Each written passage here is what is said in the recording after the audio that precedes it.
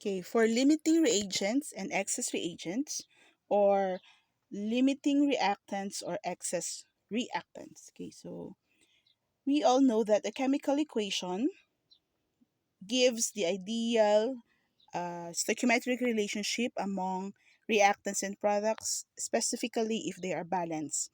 However, in an experiment, okay, the reactants that we are using are not necessarily in a stoichiometric mixture. So, paminsan, nasosobrahan, paminsan may excess reactants, thus meron ding limiting reactants. Okay, so the reactants, that's the defined excess reagents.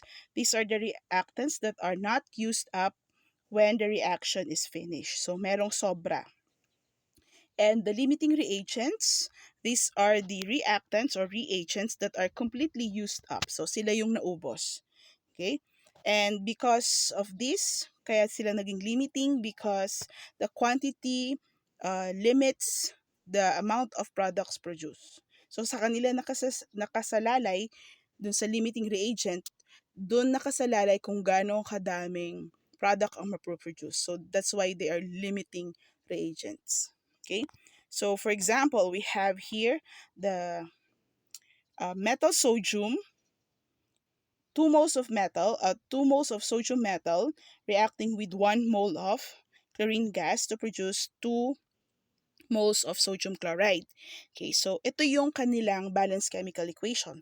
But say for example, in an experiment, you used, let's say, 6 moles of sodium metal. Okay, ideally, dapat kailangan yan ng 3 moles kasi nga 2:1 ang kanilang stoichiometric relationship. But say for example, instead of using 3 moles, gumamit ka ng 4 moles of chlorine, of course, mababago na, hindi na siya, so this one would be 6 as well, sodium chloride. During the reaction, used up, magagamit lahat ng 6 moles of sodium metal, pero hindi lahat ng chlorine ay magre-react. Kasi nga, kailangan lang sa bawat 6 moles ng sodium, kailangan lang natin ng 3 moles ng chlorine. Ang nilagay natin ay 4 moles, therefore, the chlorine now is considered as the excess reagent and the other reactant, sodium, is the limiting reagents. So, nalimit lang ang product ng 6 moles of sodium chloride kahit na may excess, kasi kahit na may excess chlorine gas, wala na siyang pagre-reactan na sodium. So that's why it's limiting and excess reagents. Now for the computation, so let's have example number 1. So what is the greatest amount of ammonia in moles that can be made with 3.2 moles of nitrogen and 5.4 moles of hydrogen gas, and which is the limiting reactant and what is the excess reactant as well, and how much of that reactant are left. Okay, so the reaction would be the nitrogen gas reacting with hydrogen gas to produce ammonia, NH3. So we have given, dalawa palagi ang given dito sa limiting and excess reactants. So we have here 3.2 moles of nitrogen and 5.4 moles of hydrogen. Ibig sabihin, during the experiment, gumamit ka ng 3.2 moles ng nitrogen and 5.4 moles ng hydrogen. So pinapahanap alin daw dito sa dalawa ang limiting reactant at ang excess reactant. At kung dyan sa excess reactant na yan, gaano kadami ang sumobra. And from that limiting reactant, gaano or ano ang pinakamataas na pwedeng ma-produce na product, ammonia. Okay? So, first step, kailangan natin syempre ang i-balance. Okay? Balance natin yung chemical equation. So, the nitrogen reacts with hydrogen and you produce ammonia. So, the nitrogen, 2, so kailalagyan natin ng 2 doon sa product side kasi nga iisa lang siya doon sa original. Okay? And with that, that nitrogen, that coefficient of 2 should also be distributed to hydrogen. So that would be 2 times 3, kaya meron tayong 3 coefficient dito naman sa reactant side. So, interpretation, you only need 1 mole of nitrogen to react completely with 3 moles of hydrogen and to produce 2 moles of ammonia. So, yun yung interpretation yan. Pero, dun sa experiment, meron daw tayong 3 moles of nitrogen. So, stoichiometrically, gaano ang kailangan hydrogen gas ng 3.2, okay, using this stoichiometric relationship. So, ang dito sa step number 2, this is actually a mole-to-mole problem. Mole-to-mole problem. Ibig sabihin nito, you are given with moles such as this and you are looking for moles. Remember na discuss natin yung mass-to-mass problem. Okay?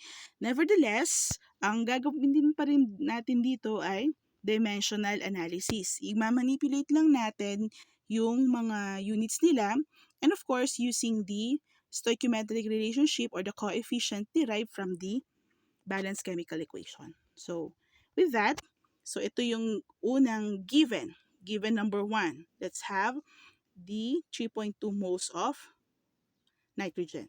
So, i-convert natin siya dun sa unit nung isa pang given. So, ilan ba dapat ang kailangan?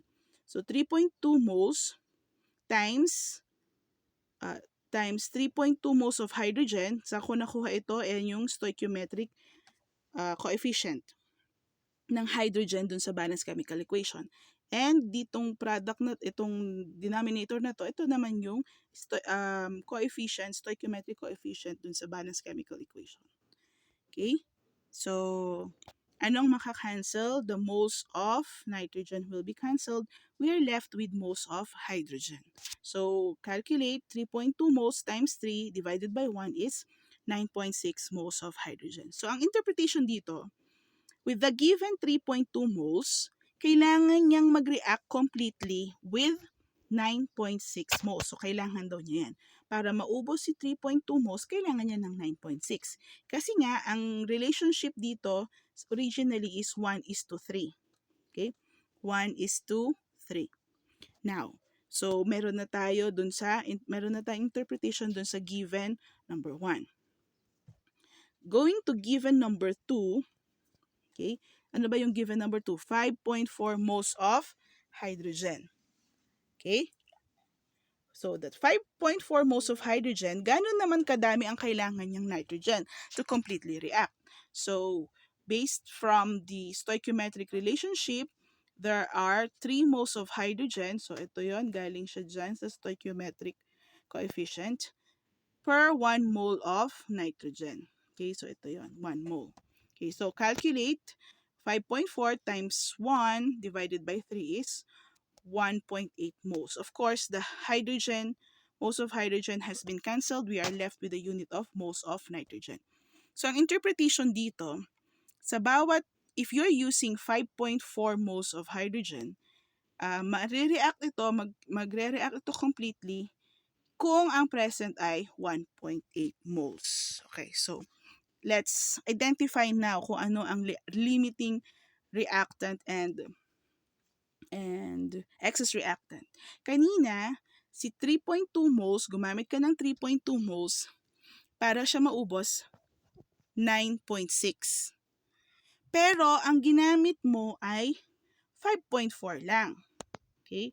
So, ibig sabihin, etong 3.2, nangangailangan ng 9.6, pero kulang naman, hindi available tong 9.6 moles ng hydrogen na to, kasi nga ang available lang ay 5.4. Ibig sabihin, merong nitrogen gas na hindi magre-react dahil kulang yung available. Kailangan niya ng 9.6, ang available lang ay 5.4. So therefore, the nitrogen is the excess reactant. Okay. Pagdating naman kay 5.4 hydrogen, para completely react siya, kailangan niya ng 1.8. Okay, ito yung required. Ito naman yung available. Okay, so 1.8 lang yung kailangan niya, pero ang available ay 3.2. Okay. At dahil mas marami yung available, okay, nag-react na lahat si hydrogen, pero meron pang sobrang nitrogen. So therefore, hydrogen is the limiting reactant. Okay? So ulitin natin, nitrogen is the excess and the hydrogen is the limiting. So ito sabi natin sa step number 4. So we had analyzed that limiting reagent or reactant is the hydrogen because it is the first substance to be used up in the reaction since it only needs 1.8 moles of nitrogen, yet the available is 3.2. Okay, so and also the excess reactant is nitrogen because because there is a leftover after hydrogen has been used up. Okay, so paano natin i-compute ang excess? So kailangan natin yung given or yung ginamit mo or yung total reactant, yung ginamit kanina doon sa problem 3.2, ito galing to sa problem. Yung used reactant naman, ito yung nakuha natin doon sa mole to mole computation natin. So ito yung ginamit ni hydrogen, pero ito yung 3.2 lang yung 3.2 yung available, pero yung ginamit ni hydrogen ay 1.8. So therefore, ang sumobra at hindi nagamit dahil wala nang hydrogen ay 1.4 moles of nitrogen. So that's the leftover. Okay, remember, ang excess mole kino-compute lang natin yan sa yung data tungkol dun sa excess reactant, hindi dun sa limiting. Okay? So all of these data are about the excess reactant, which is the nitrogen. Now, for the greatest amount of product, ang gagamitin naman natin dito ay yung data about sa limiting reactant. So kanina sabi natin ang limiting reactant natin ay 5.4 moles of hydrogen. Ito naman ay stoichiometric relationship na ng product. Okay? So kung makikita natin, this is now the itong nasa numerator ay product yan. Okay? So 2 moles of ammonia, balikan natin yung equation natin dito kanina. Okay? So sa bawat moles ng ammonia, okay, 2 moles of ammonia will be produced from the 3 moles of hydrogen. So balikan natin. So 2:3 ang relationship nila. At ginamit natin dito. 2 moles of ammonia at 3 moles of hydrogen. Of course, kailangan nasa baba yung moles ni hydrogen para mag-cancel at maiwan lang yung moles ni ammonia. Again, this is an example of stoichiometric computation, mole to mole problem. Okay, you are given with moles and you are looking for mole. And of course, 5.4 times 2 divided by 3 is 3.6 moles of ammonia. Okay, so all in all, ang ating limiting reactant ay 5.4 moles of hydrogen at nakaka-produce lang siya ng 3.6 ammonia. Yung 3.2 nitrogen natin ay ang excess reactant at ang excess niya ay 1.4 moles. Kasi nga, si 5.4 ay nangangailangan lang ng 1.8. Okay?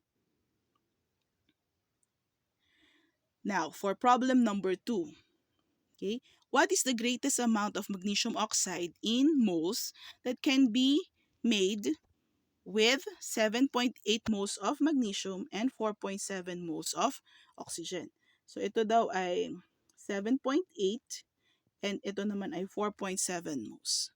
So again, tinatanong kung ano ang limiting reactant, ano ang excess reactant, gaano kadami ang excess, at gaano kadami ang gaano kadami ang excess and how many moles. Okay?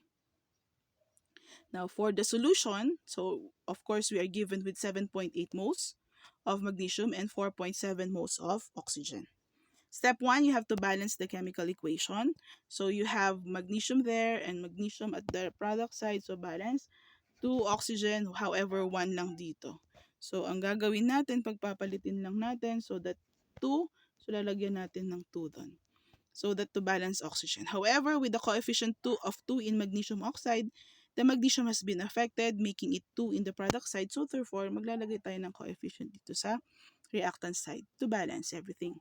So all in all, the stoichiometric relationship of this equation, 2 moles of magnesium should be reacting with 1 mole of oxygen to produce 2 moles of magnesium oxide. So stoichiometric computation, mole to mole, we use the first given, 7.8 moles of magnesium, reacting with, so for every moles of magnesium, 2 moles of magnesium, so yung 2 galing dito, kailangan lang niya ng 1 mole of oxygen. So moles of magnesium will be cancelled. We are left with a unit of moles of oxygen. So 7.8 minus times 1 divided by 2 is 3.9 moles. So the interpretation here is, if we are using 7.8 moles of magnesium, it needs, or it should be completely react, it will completely react rather, with 3.9 moles. So ito yung ideal na kailangan niya. 3.9. Okay? Now, another computation with the second given. Second given is 4.7 moles. So 4.7 moles of oxygen. So from the balanced chemical equation, for every 1 mole of oxygen, ito yan, 1, wala siyang coefficient, we need 2 moles of magnesium. Ito naman yung 2. Okay. So moles of oxygen will be cancelled. Calculate 4.7 times 2 divided by 1 is 9.4 moles of this time magnesium. So interpretation nito, if we are going to use 4.7 moles of oxygen, magko-completely react ito with 9.4 moles of magnesium. Okay, so the interpretation here is, available natin ay 7.8 moles ng magnesium. Kailangan niya ng 3.9. Pero ang available ay 4.7. Okay? So since kailangan niya, mas konti yung kailangan niya kaysa dun sa given, therefore, magnesium is the limiting. Okay? So makukonsume na lahat ng 7.8 kasi kailangan lang niya ng 3.9. Pero ang available ay 4.7 moles ng oxygen. So therefore, oxygen is the excess.